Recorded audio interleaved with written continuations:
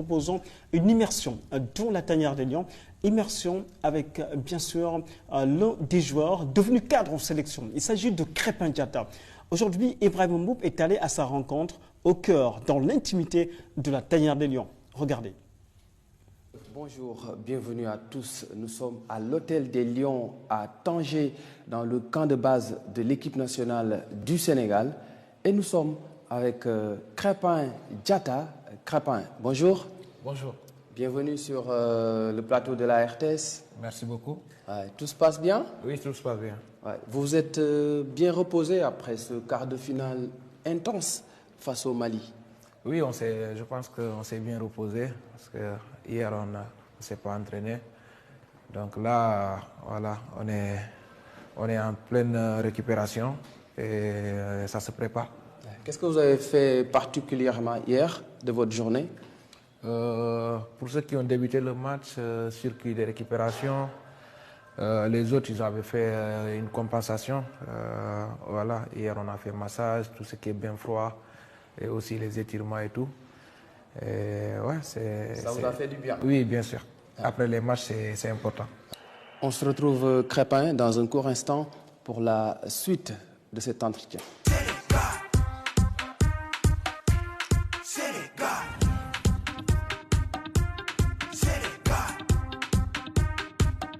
Nous sommes à présent dans la salle de jeu de l'hôtel Fairmont, toujours avec Crépin Diatta. Crépin, quels sont les jeux que vous pratiquez sur place en général? C'est les jeux qui sont là, je pense, c'est le billard, le tennis, table tennis et il y a le baby-foot aussi. Vous êtes fort au billard? Billard, pas tellement, plus le baby, oui. Le baby, comme je suis né au Sénégal, donc c'est quelque chose qu'on connaît, ça fait partie de notre enfance. Le billard, j'ai commencé à le jouer, je pense, quand je suis arrivé à Monaco. Est-ce que je peux avoir un petit cours de billard? Un petit cours? Est-ce que tu n'es pas plus fort même que moi? Non, moi j'ai jamais joué au billard. Ouais, mais bon, comment ça se passe? C'est juste qu'ils vont mettre les boules. Oui. Et après, voilà, il y aura deux joueurs. Et chacun essaiera de mettre le plus de ballon à l'intérieur. Et celui qui mettra la dernière boule noire, c'est celui qui gagne. Et le billard, c'est un jeu d'adresse, hein? Ouais. Comme le football, moins Exactement. pas de contact ici. Exactement, exactement. Ok. Maintenant, on va entrer dans le vif du sujet. Le Sénégal vient de se qualifier en demi-finale de Cannes, la 3e qualification en 4 éditions. Une très belle performance pour votre génération. Ouais, comme vous l'avez dit, je pense que c'est une très très bonne chose, mais voilà, je pense que c'est pas aussi une fin en soi, parce que comme je l'ai dit la fois passée, en quittant Dakar, on s'est fixé des objectifs. Voilà, arrivé à ce stade, pour nous, c'est quelque chose qu'on devait faire. Maintenant, il faut essayer de pousser pour pouvoir passer aussi ce palier-là qui est les demi-finales. Et le Sénégal retrouve l'Égypte, une vieille connaissance. Ce seront des retrouvailles. Est-ce que les Lions auront un ascendant psychologique sur les Pharaons? Parce que les Lions ont eu à battre cette équipe en finale de Cannes. Les Lions ont aussi éliminé les Pharaons dans la course à la qualification à la dernière Coupe du Monde. Ascendant psychologique, je ne sais pas, mais ce qui est sûr est qu'il va falloir qu'on se concentre sur nous, ne pas se dire que c'est une équipe peut-être qui nous réussit. Il faut juste mettre les ingrédients qu'il faut. Si tu veux passer, je pense qu'on doit plus se concentrer sur nous parce que c'est une bonne équipe, il faut le souligner. Et arriver dans les demi-finales, c'est juste une question d'état d'esprit. Celui qui va en vouloir le plus, souvent, c'est celui qui passe. Et j'espère que ça sera le cas pour nous. Mais ce qui est sûr, on est prêt. On est prêt à affronter cette équipe. Je peux dire même qu'on est prêt à affronter toute équipe qui se mettra face à nous. Vous avez suivi hier le quart de finale des Égyptiens face aux Ivoiriens? Oui, j'ai suivi la première période parce que ça a trouvé qu'on était en train de dîner. Donc j'ai suivi la première période. La deuxième période, j'ai suivi un peu. Après, voilà, il y avait les soins à faire. Je n'ai pas pu terminer le match. Mais bon, d'après ce que j'ai entendu, c'était un match qui était vraiment intense, un match dur. Mais on s'y attendait parce qu'on sait que c'est deux équipes qui sont joueuses, qui sont bonnes. Peut-être même la Côte d'Ivoire aura plus le ballon sur ce que j'ai vu sur la première période. Mais voilà, ils ont un football qui est très très efficace. Donc à nous de le savoir et de bien se préparer. Et dans quel état d'esprit il faudra aborder ce match qui pourrait ouvrir au Sénégal les portes de la finale? Oh, je pense que l'état d'esprit doit être au rendez-vous. Entrer très tôt dans les matchs. Je pense que le match contre le Mali, tout le monde a vu que c'était différent de nos deux dernières sorties où on commençait mal, je peux dire. Mais contre le Mali, on a vu une équipe du Sénégal engagée dès le début du match. Une équipe qui voulait gagner ce match et qui a mis les ingrédients qu'il faut pour aller chercher cette victoire. Je pense que nous, il faut qu'on soit prêt dès le départ. Dès que l'arbitre mettra le coup de sifflet, là, il faut y aller. Je pense que c'est en mettant tout ça qu'il fera que vous passez pour la finale, Inch'Allah. Et naturellement, est-ce qu'on peut dire que le Sénégal est favori dans cette confrontation à venir face à l'Égypte? Favori, je ne dirais pas, parce que si on regarde l'historique des deux pays, ils ont l'habitude de jouer ces confrontations-là. Nous, maintenant, ça fait quoi? Ça fait 4 ans, on est aussi dans cette régularité, je peux dire. Et voilà, ce qui est sûr est que nous, on sera prêts. Et je pense que tous les joueurs sont conscients aussi que on s'est dit quelque chose à Dakar. Donc voilà, si on veut aller en finale, on sait ce qu'il nous reste à faire. Maintenant, on va parler de vous, Crépin Diatta. Tout le monde salue vos prestations dans cette Coupe d'Afrique des Nations et surtout votre engagement. D'où vous vient cette rage de vaincre là? Bon, après, je suis quelqu'un qui n'aime pas trop parler de moi, mais voilà, je pense que j'ai eu comme je l'ai dit, j'ai eu l'habitude de porter ce maillot de l'équipe nationale très très tôt. Je pense à 15 ans, j'avais déjà porté ce maillot avec les U17.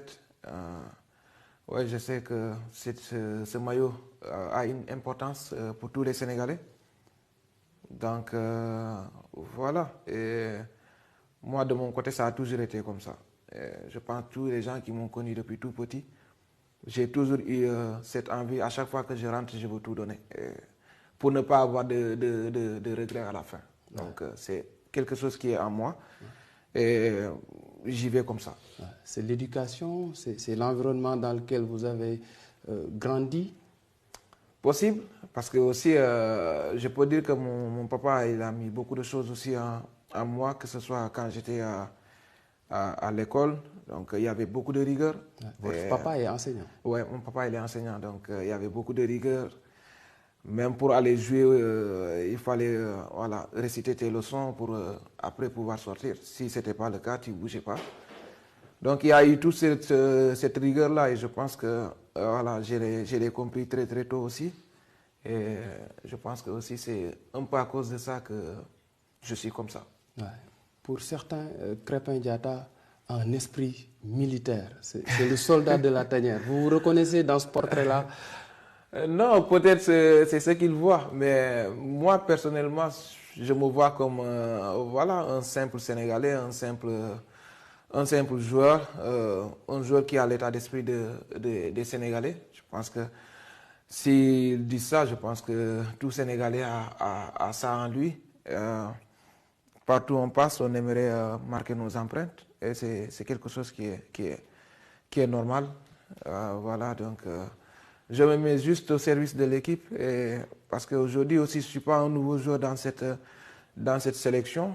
Je me dois aussi de montrer l'exemple. Et je peux dire que je suis dans cette logique parce que voilà, je ne peux pas me permettre aujourd'hui, si je peux donner un exemple, de voir un Gana Gueye qui court. Et Sadio, les Koulibaly, et moi je fais moins. Ce n'est pas possible.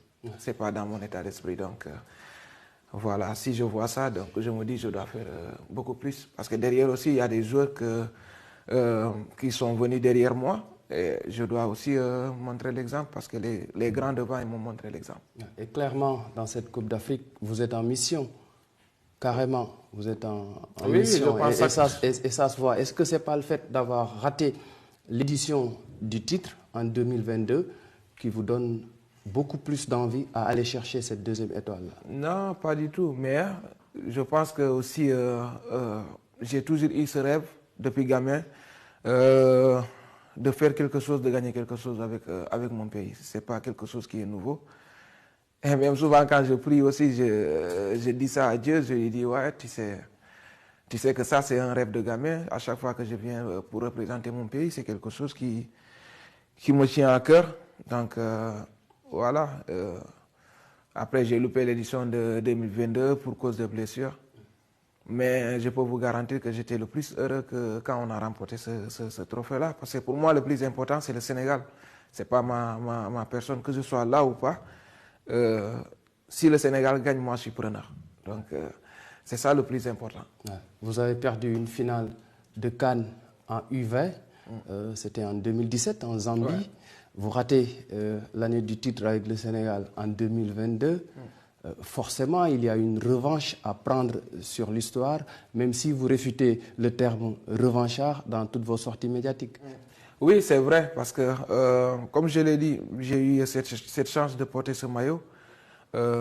J'ai fait beaucoup d'éditions avec les jeunes, avec l'équipe A, notamment en 2017, où j'ai fait une finale de CAN. Voilà, où on avait fait un super tournoi avec mes coéquipiers. Et 2019, ma première CAN, je pense que tout le monde l'a vu. On est parti en finale. Là aussi, je perds une finale. Et voilà, 2022, je n'étais pas là. Mais ce qui est sûr, que j'ai toujours eu dans mon cœur de vouloir gagner quelque chose. Voilà, maintenant, comme on dit, hein, l'homme propose, Dieu dispose. Après, le destin de chacun, c'est Dieu qui l'a. Et j'espère que cette fois-ci, ça sera la bonne. Krépin Diatta, merci infiniment. Merci à vous. Et bonne continuation pour la suite. Bonne chance pour la demi-finale. Merci beaucoup. Merci à vous aussi, mesdames, messieurs. C'était l'interview avec Krépin Diatta dans le camp de base de l'équipe nationale à Tanger. On se donne rendez-vous prochainement pour d'autres entretiens avec des joueurs de l'équipe nationale du Sénégal. Les confidences de Krépin Diatta dans cet entretien exclusif attendez à la RTS, la télévision nationale.